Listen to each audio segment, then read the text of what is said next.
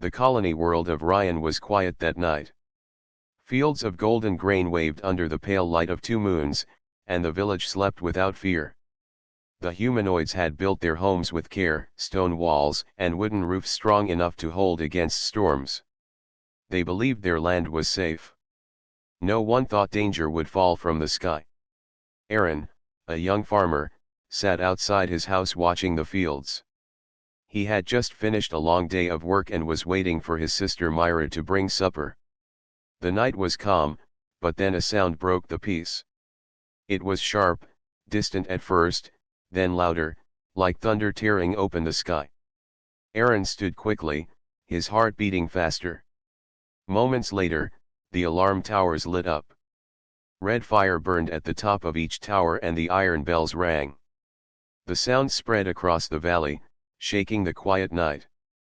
The villagers rushed from their homes, fear on every face. The alarm was only used for one thing, an attack. Myra ran to Aaron, her eyes wide. She held his arm tightly. "What is happening?" she asked, but Aaron had no answer. Together they turned their eyes upward. Across the stars, dark shapes cut through the sky. The ships came fast, sharp like arrows, leaving trails of smoke. They were not trading ships or transport craft. They were hunters. The first explosion came from the far side of the valley. A ball of fire rose where houses once stood. The ground shook under the blast and the villagers screamed. Children cried, mothers pulled them close, and fathers shouted for everyone to run. The night of peace had become a night of terror. The predators had arrived. These creatures were known only through whispers. Traders spoke of them when passing by Ryan, telling stories of silent hunters who lived for the chase. No one believed the stories could reach their world, yet now the truth fell from the sky in flames. The predators did not come to trade or talk. They came to hunt. Aaron grabbed Myra's hand. "We need to go to the fields. The forest will hide us." The villagers spread in every direction. Some tried to save belongings, but there was no time. The predators' ships opened fire again, cutting across the streets. Houses crumbled, dust filled the air, and fire painted the night. The bells of the alarm tower fell silent as one tower was torn apart. Aaron and Myra ran toward the fields. Behind them, their neighbors followed. Old Tomash, who always carried a walking stick, tried to keep up. 2 children clung to their mother's dress, their faces pale with fear. The group did not stop to rest. Every second they delayed meant death.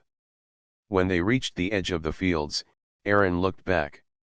He saw the shadows of the predators moving among the burning houses. They were tall and strong, their armor dark against the firelight. They carried weapons that hummed with energy. Each step they took was measured, calm, as if the chaos around them was nothing. They were not rushing. They were hunters enjoying the chase. The sight chilled Aaron more than the explosions. These enemies were not mindless destroyers. They were intelligent, patient, and deadly. "Keep moving," Aaron whispered to Myra, though his voice shook. He pushed the others forward. The forest was close, its dark trees standing like a wall. If they could reach it, maybe the shadows would hide them. But the predators saw. A beam of white light swept across the fields, passing close to the group. The villagers fell to the ground, covering their heads. Aaron pulled Myra up quickly. "Run!" he shouted.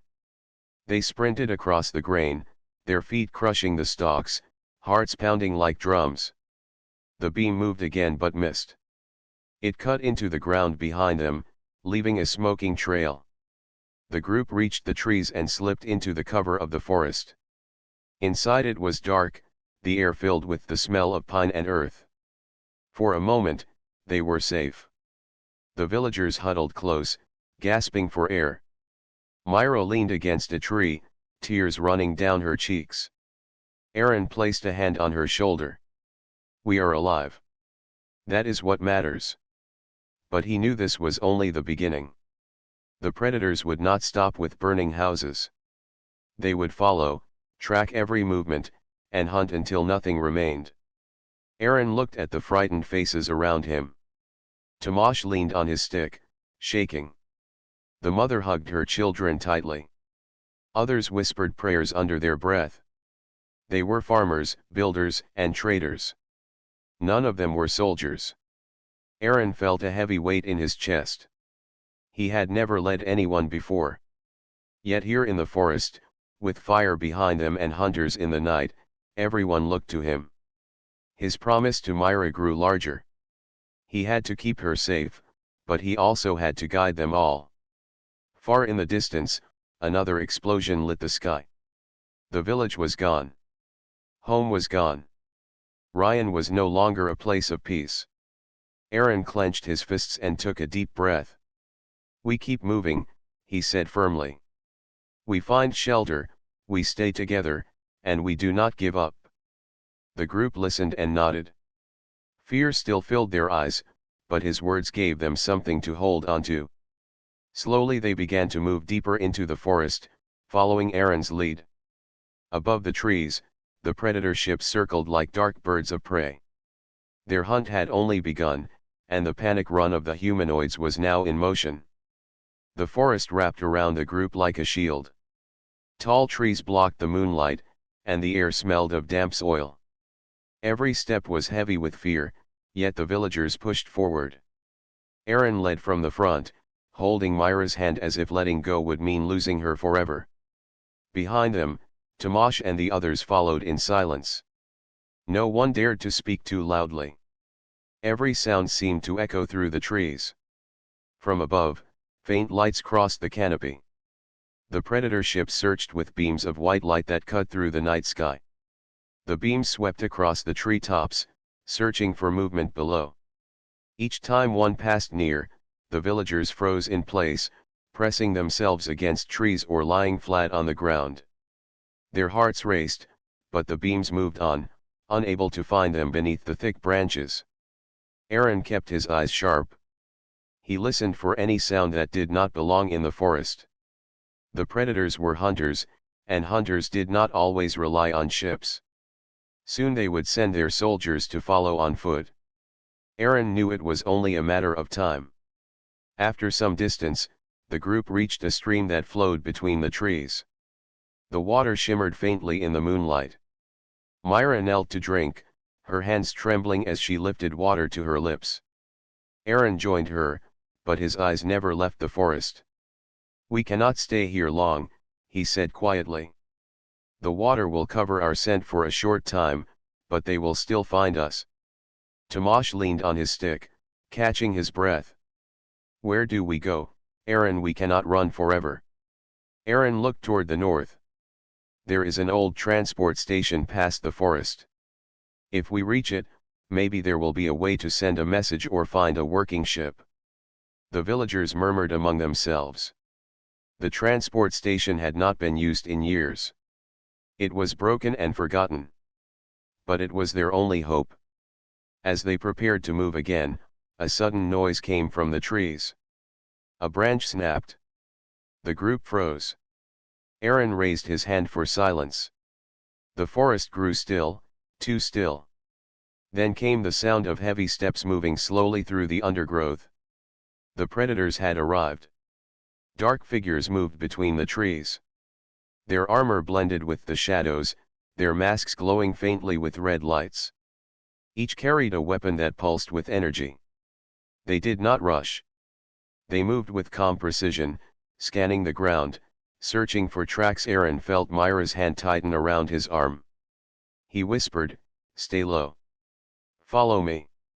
He led the group along the stream, their feet splashing lightly in the water.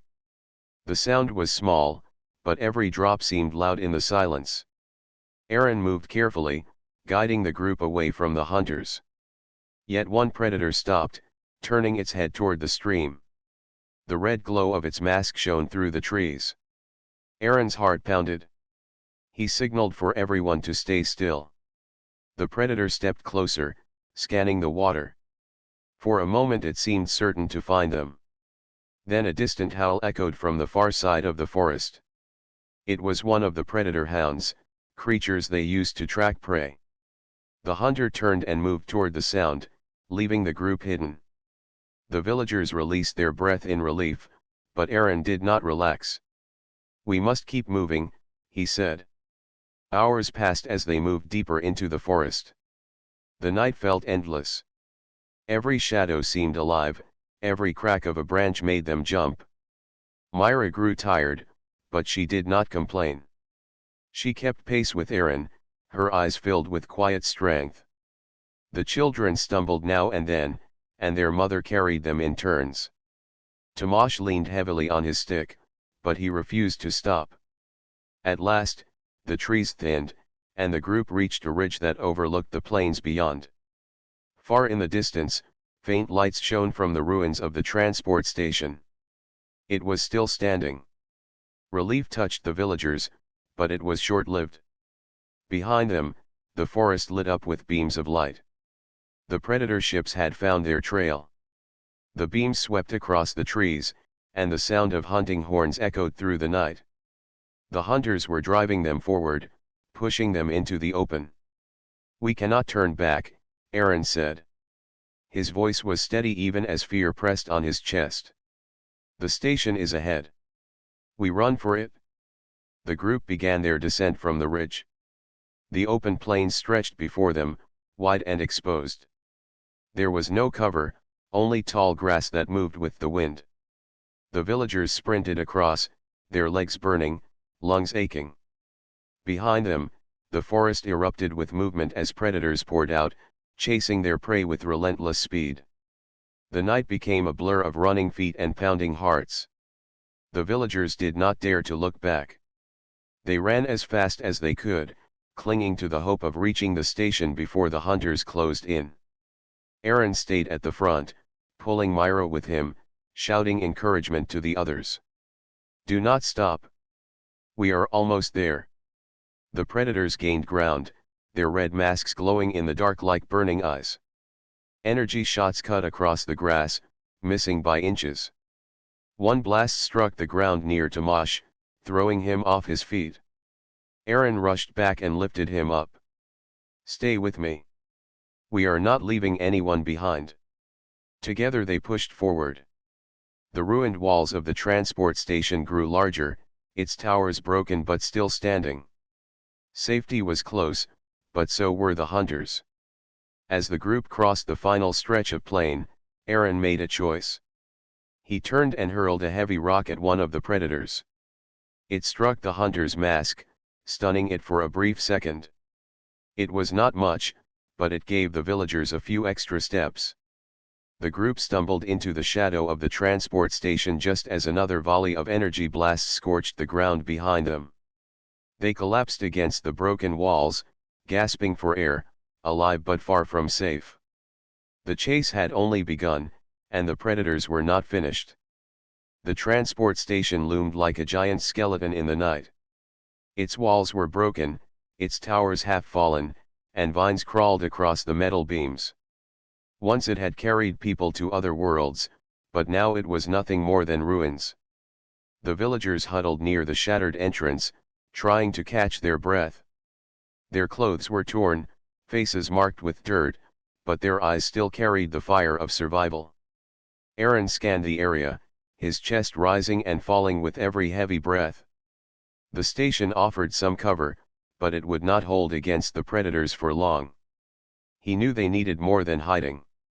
They needed to slow the hunters, to buy time for the group. Inside the broken halls of the station, old machines lay scattered. Rust covered the floors, and the smell of dust filled the air. Pipes hung loose from the ceiling, and wires dangled like vines. Myra walked beside Aaron, holding a lantern they had found in the wreckage. Its soft glow lit the path, showing cracked walls and collapsed floors. Tomasz tapped his stick against the ground. "This place is a grave," he said. "Are we safe here?" Aaron shook his head. "Not safe. But useful. We can use it." The villagers looked at him with confusion. Aaron knelt beside a pile of broken metal. He lifted a rod and struck it against the floor. A loud clang echoed through the halls. These walls can fall. These machines can be moved. If we prepare this place, we can make it fight for us. The idea sparked hope in their tired eyes. They were farmers, not soldiers, but they understood tools and building. Now they would use that skill for survival. Together they set to work.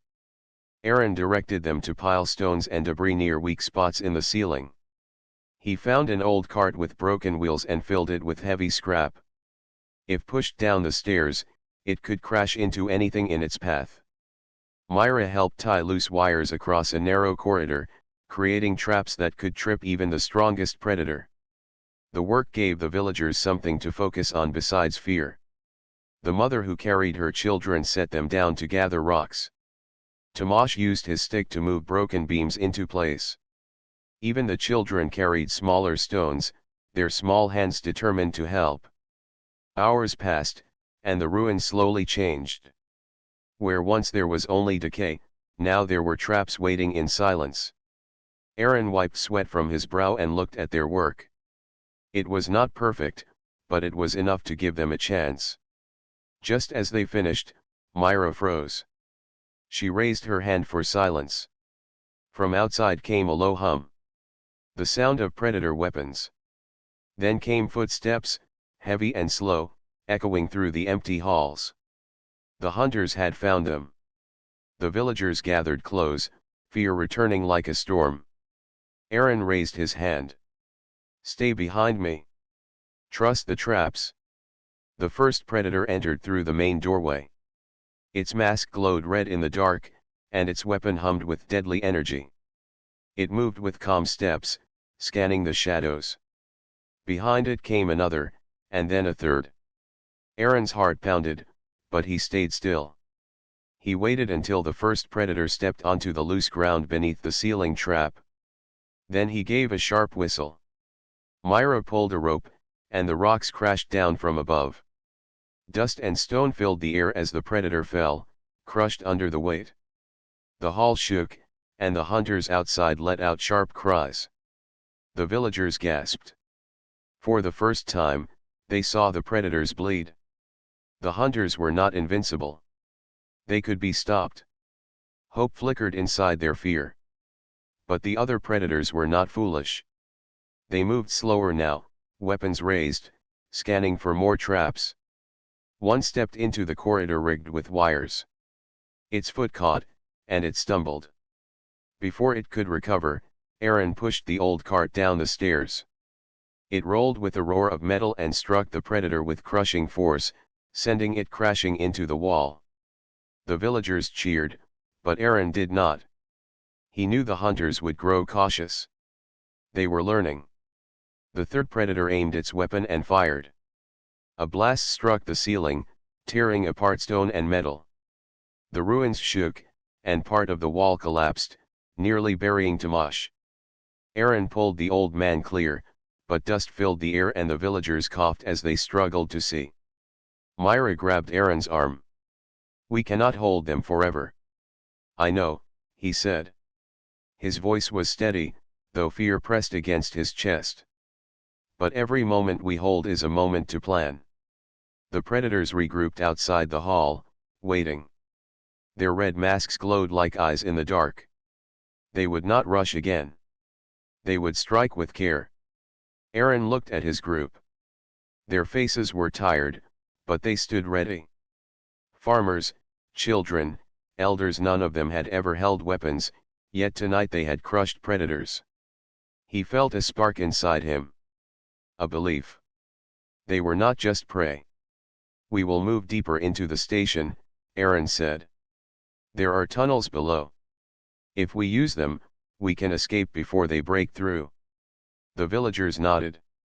They trusted him now, not only because he had led them this far, but because he had shown them the hunters could be hurt. Together they moved down into the lower levels, carrying their lantern and their courage. Behind them, the predators entered the ruins again, stepping carefully, scanning each corner. The hunt was not over. It had only grown more dangerous. As Aaron led his people deeper into the dark, he whispered to himself, a promise to Myra and to them all. We will not fall. We will endure. The ruins of the transport station echoed with the clash of predator and prey, but for the first time in history, the prey had teeth. The tunnels beneath the transport station were narrow and cold. Old wires hung like roots, and water dripped from the ceiling. The villagers moved carefully, their footsteps echoing in the silence. Aaron led the way with Myra close behind, holding the lantern that cast small circles of light on the damp floor. For a time, it felt as if the darkness offered safety. The predators did not follow immediately. The traps above had slowed them, and the hunters seemed cautious about entering the tunnels. But Aaron knew it was only a matter of time before they came again. The group paused in a wide chamber where broken machines lay in heaps. Tomasz leaned against the wall, his face pale with exhaustion. The mother held her children close, whispering soft words to keep them calm. Myra set the lantern on a metal crate, and its glow spread across the chamber. Aaron knelt beside the group. We cannot stay here long. The predators will search every corner of this place. We must keep moving until we find another way out. One of the men in the group, a tall villager named Darren, shook his head. His face was tight with fear, and his hands trembled. You do not understand, Aaron.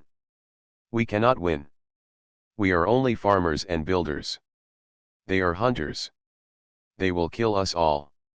I say we surrender. If we show them we are no threat, maybe they will spare us. The chamber grew quiet. All eyes turned to Darren. The idea of surrender weighed heavily on the tired villagers. Some looked hopeful, others horrified. Aaron stood tall, his voice steady. You would trust hunters who burn our homes and chase us like animals they came here to destroy, not to show mercy. If you walk to them, they will take your life before you can speak. Darren's eyes flashed with anger. At least I will not die running like a coward. You may lead them all to death, Aaron. I will not follow you into the grave. Before anyone could stop him, Darren grabbed the lantern and stormed toward the tunnel entrance. Myra shouted his name, but he did not listen. His footsteps echoed as he climbed back toward the upper halls. Aaron clenched his fists. He wanted to chase him, but the group needed him here. He knew what Darren's choice meant. The man would reveal their hiding place. Moments later, the sound of weapons hummed above. A blast shook the ceiling, and fire spread through the ruins. Darren's scream echoed, sharp and short, then was gone. The predators had answered his surrender with fire. The villagers huddled close, terror returning stronger than before. Myra pressed her hand to Aaron's arm. What do we do? They will burn everything until they find us. Aaron looked at the frightened faces around him. He felt the weight of their fear, but he could not let it break him. We keep moving, he said. Darren gave them our trail, but he also gave us time. While they burn the upper halls, we use these tunnels to escape. The group moved deeper into the underground passages. The air grew hotter as fire spread above, filling the tunnels with smoke. The children coughed, and Tomasz stumbled, but they pressed forward. Aaron guided them with steady steps, his voice calm even as fear clawed at him. At last they reached a broken stairway that led up to a side exit. Aaron climbed first, testing each step. The wood creaked but held. When he pushed open the hatch at the top, cold night air rushed in. He breathed deeply, filling his lungs with relief. One by one, the villagers climbed after him. They emerged into a rocky clearing outside the station, the stars bright above. For a moment they stood in silence, grateful to be free of the smoke and fire. But their relief did not last. From the distance came the sound of hunting horns, deep and terrible, echoing across the land. The predators were calling to one another. They knew the prey had escaped again. Aaron gathered the group close. We cannot go back to the village. We cannot stay near the station. The only path left is through the mountains. If we reach the high ground, they will have less cover to move unseen. Myra nodded, her eyes steady. Then we climb. The villagers began their march toward the dark outline of the mountains. The path was steep and rough, but it carried them away from the fire. Every step took them farther from their ruined home, and every step tested their strength. Behind them, the transport station burned like a beacon. Flames reached toward the sky, and smoke curled into the night. The predators stood in its glow, their red masks shining through the fire. They watched as the villagers fled, patient and silent. For the hunters, the chase was not about ending quickly. It was about breaking their prey slowly, until fear crushed all hope. But Aaron and his people carried something the predators did not understand. They carried defiance. As the group climbed higher, Myra looked back at the flames. She whispered to Aaron, "Darren gave them our trail, but he also showed us what happens when hope is lost. We must never choose that path." Aaron placed a hand on her shoulder. "We will not. As long as we stay together, we still have a chance." The night grew colder as they reached the lower slopes of the mountain. Their bodies ached, their breath came hard, but none stopped. Above them lay danger, but also survival. Behind them burned the ruins of everything they had once known. The panic run continued, but now it carried a new weight. They had seen betrayal, they had seen fire, and still they endured. And with every step, Aaron's resolve hardened. He would lead them through the mountains. He would not let the predators take them all. The hunters might control the chase, but the spirit of the hunted was stronger than they realized. The climb into the mountains tested every step of the villagers. The ground was steep, covered with loose stone, and the night wind cut against their skin. Aaron moved at the front, his eyes searching for a path. Myra stayed close, helping the children when they stumbled. Tomasz leaned heavily on his stick, yet he never asked to stop. The higher they climbed, the smaller the fire from the transport station looked. It still glowed far below, a burning mark on the land, but distance gave the group some comfort. The predators had not yet followed into the mountains. That gave them a little time, though Aaron knew it would not last. The villagers stopped at a ledge where the rocks opened into a wide shelf. The stars stretched clear above, brighter than they had ever seen in the valley. The air was cold and sharp, but the view gave them strength. Myra stood beside her brother, her breath misting in the night air. "Do you think we can lose them here?" she asked. Aaron shook his head. "No. They will track us no matter where we go. But these mountains may give us something else. Maybe a way to fight, or a place to call for help."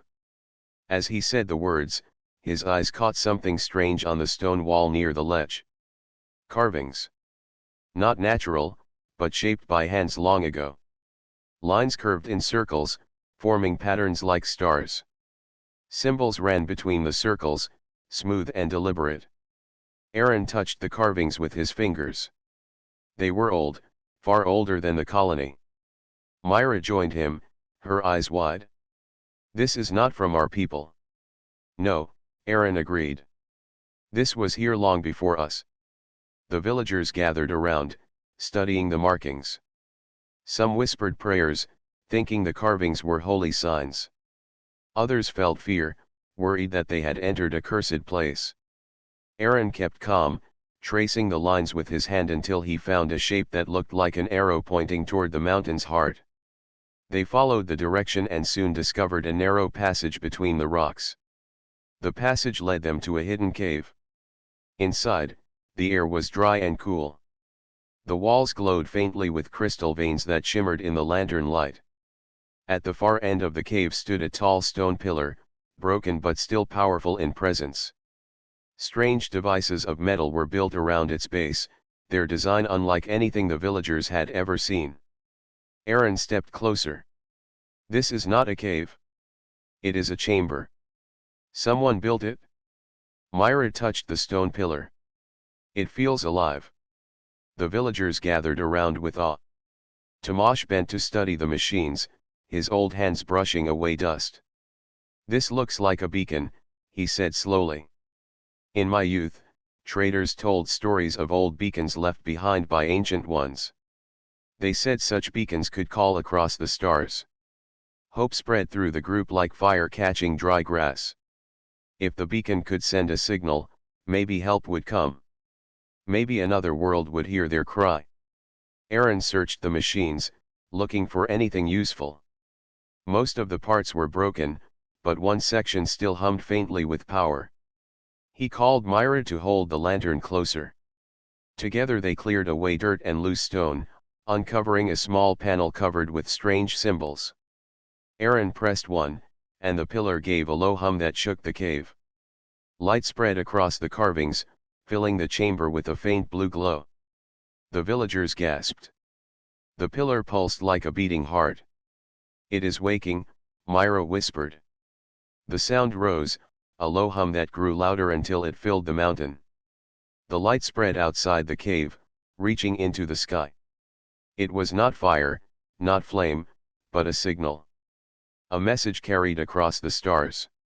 The villagers fell to their knees, some crying, others smiling with relief. For the first time since the alarm bells rang in their village, hope felt real. But Aaron's heart was heavy. He knew the predators would see this light. They would not allow their prey to call for help. Already he could imagine their red masks turning toward the mountains, their weapons ready. "We must leave this place," Aaron said firmly. "The signal is sent. That is enough. If we stay, they will trap us here." Reluctantly, the villagers agreed. They had seen the beacon wake. That alone filled their hearts with courage. If another world heard their call, maybe they were not alone. As they left the cave, Myra walked beside her brother. "Do you think anyone will come?" Aaron looked at the stars. "I do not know. But now the predators know we are not silent. We have called out, and that is a start."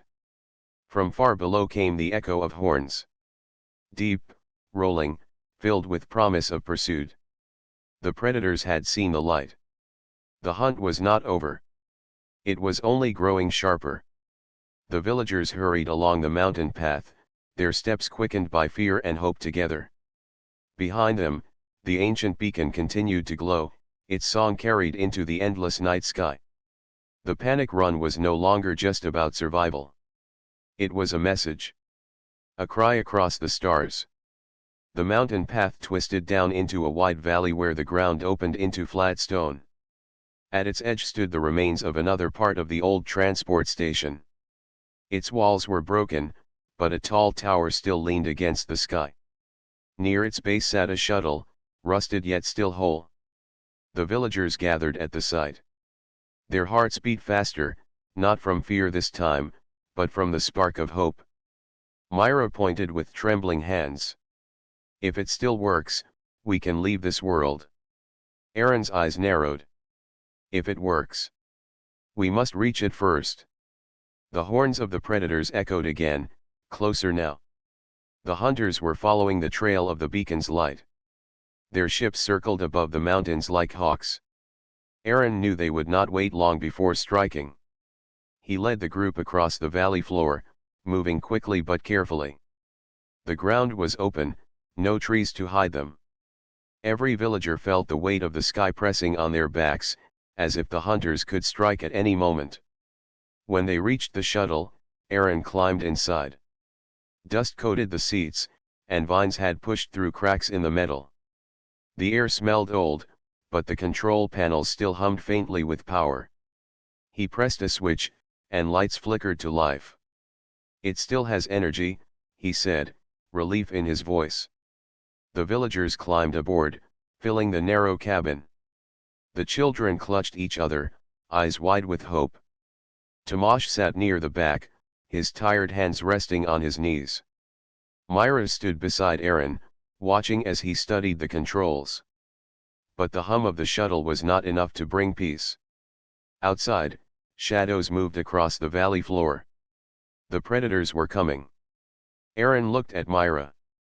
"You must help me. We need to power the engines." Without them, we are trapped. They searched the panels, pulling levers and pressing buttons. The shuttle groaned as if waking from a long sleep. A faint vibration spread through the floor. The engines tried to breathe, but their power was weak. Then came the first strike. A blast from the hunters' weapons crashed against the side of the valley. The ground shook, and dust fell from the ceiling of the shuttle. The villagers cried out. "They are here," Myra whispered. Aaron rose to his feet, his jaw tight. "Then we fight. We hold them back until the shuttle is ready." He gathered what they had left. Pieces of broken metal became spears. Stones were piled near the shuttle doors. They had no strong weapons, but they had courage. The villagers looked at him with fear and trust. They would follow him even into battle. The predators advanced in a line, their red masks glowing. They moved with steady steps, their weapons raised. Behind them, the valley glowed with fire from their blasts. The hunters expected an easy victory. But Aaron had prepared his people. When the first predator came close, Tamash hurled a heavy stone that struck its arm, breaking its aim. Another villager used a metal rod to push back a second. The hunters were strong, but they were not used to prey that resisted. Aaron charged at one predator, swinging a beam of metal like a staff. The blow struck its mask, cracking the glowing eye. The hunter staggered back, surprised by the force. Aaron pressed forward, striking again and again until the predator fell. The villagers cheered, their voices rising with courage. They fought with fire in their hearts, no longer running but standing tall. For every hunter that advanced, 2 villagers resisted. The ground shook with the clash of prey and predator. Inside the shuttle, Myra worked with trembling hands. She pressed switches, turned knobs, and pleaded with the machine to wake. At last the engines roared, loud and powerful.